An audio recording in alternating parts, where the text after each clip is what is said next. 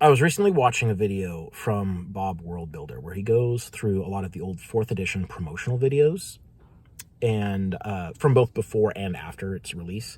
And he made some valid comments about sort of the weirdness of the marketing at that time. But what struck me about it, and what honestly, like, I'm not too proud to admit, it really annoyed me. I don't think it should have, but it did, was that he wasn't familiar with 4th edition. He'd obviously never played it, and hadn't really looked that closely at it, but he had a lot of misconceptions about what 4th edition is and what it does. And what he thought it was, and the way that he thought the game worked and operated and appeared and functioned, was quite different than what the marketing material was saying. And in particular, it was obvious that he had not been around during let's call it what it is, the political turmoil of the release of 4th edition, because he commented on Wizards of the Coast sort of mocking the detractors of 4th edition, portraying them as a literal troll on a computer, and making comments that were pretty nonsensical, to be honest. The blah, blah, blah, oversimplified, blah, blah, blah, as a line from one of the videos. And he said, like, well, I've heard that 4th edition is the most complicated version of D&D, so why would they be calling it oversimplified? This doesn't make any sense. And it's like, okay, that was actually a big complaint at the time, was because 3rd edition was so complicated. 4th edition, by comparison, quite simple, because the mechanics are unified. And so, like, the actual gameplay, despite there being a lot of content, which increases the complexity and the depth, the actual game mechanics themselves are quite simple, which I think is kind of ideal for a game. You want complexity and depth in the content, very, very simple core rules that work and support that content. My hand is doing a lot of things today. So I thought I would take this opportunity to sort of describe 4th edition as a contrast to 5th edition, which I think most D&D players are familiar with. Nearly all. Like, frankly, if you haven't played 5th edition, it's either because you're still playing 4th edition, in which case, how you doing? Or you haven't moved on from older editions, 3rd or before. And I don't know that I can necessarily reasonably address that audience, so I'm going to address the 5th edition players who maybe don't know about 4th edition. They've heard the memes, or they've seen the memes, they've heard the rumors, they've heard people talk about how it's grossly overcomplicated. There's a million modifiers you have to remember. One, it's not overcomplicated. The actual mechanics are quite simple. I would say that the core system does have more rules compared to 5th edition's core system, but that comes at the trade-off of like, powers and abilities don't create whole new rules every time you use them, like they do in 5th edition. In 5th edition, every spell creates new rules that the base rules do not address and don't help you with. There's so much left up to interpretation in 5th edition that it seems like every time a spell is cast, you have to sort of stop and interpret it, figure out, like, okay, well, what's the implications for this other situation that's going on? God's help you if you have 2 spells that need to interact in some way. The rules will not help you there. So there's that. 4th edition is actually a simpler game than 5th edition in aggregate, because you don't have a bunch of spells that are trying to do things that the rules don't support. Pretty much every power, if it breaks the rules in some way, because most of the powers, nearly all of them, operate within the rules. A few of them break the rules in certain ways, but they're quite explicit about how that works. And they're quite rare, too. But also, 4th edition knows that it's a game. Fifth edition seems to have this thing where it tries to pretend it's not a game. It's just role playing. And so like you don't have to have rules that work. You can just role play without them or just ask your DM. Fourth edition's like, hey, DM's got a lot to take care of. Let's make this job as easy as possible for the DM. We're going to make the rules work on their own. So if every player knows the rules, the DM pretty much just has to run the NPCs and the monsters, you know? The players can take care of their own stuff. They know how their own stuff works. There isn't going to be any questions that come up about, like, do I have line of sight? Do I, can I do this in this situation? Those kinds of questions. Or like, if I do this, how does that interact with this other thing that's happening? I'm not saying that never happens in 4th edition, because obviously not everyone has the rules perfectly memorized. That's not a reasonable expectation.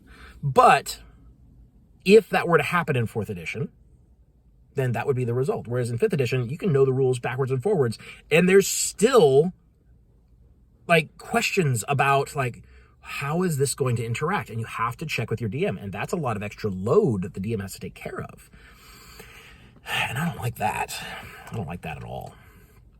So, 4th edition does this balancing act of like, of simple base rules with a lot of content that can interact with those rules. One example is you have like forced movement effects. This is a little bugbear of mine ever since I discovered about 5th edition. Did you know 5th edition has no rules for forced movement?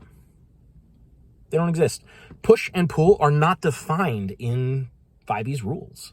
You have spells and couple of non-spell abilities that push enemies, pull enemies, things like that. There's no rules for it. Does it have to be in a straight line? Can you push like up diagonally so that they take fall damage as well? These are not defined. What if there's a difference in elevation? Can you pull someone around a corner? The rules are silent. And so the DM has to make a judgment call, and it's going to be different from table to table.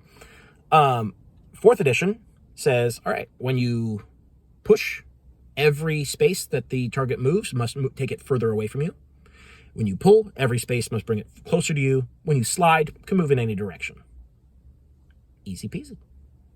And that covers all push, pull, and slide abilities, all the forced movement abilities that are in the game. They all follow those rules. And that having that rule for what forced movement means allows them to create powers and abilities that interact with that mechanic and use it to create really cool effects. As for the million bonuses and having to keep track of all these modifiers, it's just not true. Like, if 5e's math is not too complicated, 4e's math is also not too complicated. There's going to be like a couple of numbers that get bigger than they do in 5th edition. Whoop-de-doo. So you're adding 15 instead of 5. Ooh. It's just not that complicated. And that's what you have a character sheet for. The character sheet of 4th edition, I actually have noticed this recently because I started running my 4th edition campaign on Sundays. The 4th edition character sheet shows you the math behind where your numbers are coming from. So when you if you want to know, like, where's my AC coming from? I have 20 AC. Is that correct? I can go through all the numbers and say, all right, that's correct, that's correct, that's correct. All right, so these do add up to 20, and my AC is correct because these are all the modifiers going into it. And I can do that. I don't have to do it all the time. If the DM asks, what's your AC? I look, there's my total, 20 AC right there. I'm AC 20. But I can, is the thing. So the difference is that 4e shows you where the numbers are coming from. On the 5th edition character sheet, it's just a block. You figure out what your AC is and write it there. Is my AC accurate? Did I forget something? Did I update it and forget where my bonuses are coming from? Well, you better go back through the book and remember, like, how much AC am I getting from my armor? Did I have magic armor? Oh, yes, I do have a +1 armor. Do I have a shield? Yes, I have a shield. Is that magical? I don't know. Do I have a feat? Do I have a racial ability? All these things that add into AC. And I have to recalculate it from scratch. And so it looks like fewer numbers. If you look at the 5th edition sheet, it looks like fewer numbers, but it's just because it doesn't show you the underlying math. But it's basically the same thing. You know, you get bonuses from your armor, you get bonuses from magic items, you get bonuses from maybe feats, maybe racial abilities, class abilities, whatever. It's all basically the same thing. And like, you don't have to recalculate this stuff from turn to turn. It's static. You recalculate it when you level up and gain a new ability that changes that number, in which case you write it into the character sheet and update your total. That's it. You do that in 5th edition all the time. 4E is not more complicated in that regard. Now, where it does get a little bit more tricky is that there's a lot of effects that go on that trigger at the start of your turn or last into the end of your turn, or there's a lot of like ongoing effects. There's a lot more ongoing effects in 4th edition than there are in 5th, primarily because not just spellcasters have access to them. In a party of all spellcasters in 5th edition, it's more complex than it is in 4th edition. Let me give you an example. So you have a -2 attack rolls that lasts until the end of my next turn, and I put that on an enemy. And then you have put ongoing 5 fire damage save ends on that enemy. And so when the enemy's turn comes around, we got to remember that it has a -1 to its attack rolls, and it's going to take 5 damage at the start of its turn. The -1 to attack rolls lasts until my next turn, so I, as a player, am responsible for remembering that and reminding the DM. That has never been a problem. I've run 4th edition for years and years. Never, ever been a problem. Ongoing damage, whoever gave them the ongoing damage, it's their responsibility to remind the DM. It's not that difficult to remember. I, as a DM, have notation that I put down to remember that monsters are supposed to be taking ongoing damage. It's not difficult. Now, these things can stack up. 5 not difficult things together can make a kind of a difficult thing if a lot of stuff is going on.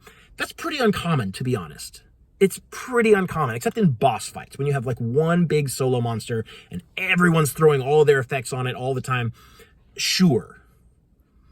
But is that different than, say, an all-caster party in 5th edition? Why is it okay there and it's not okay in 4th edition? And in 5th edition, those casters are going to be throwing down fully unique effects.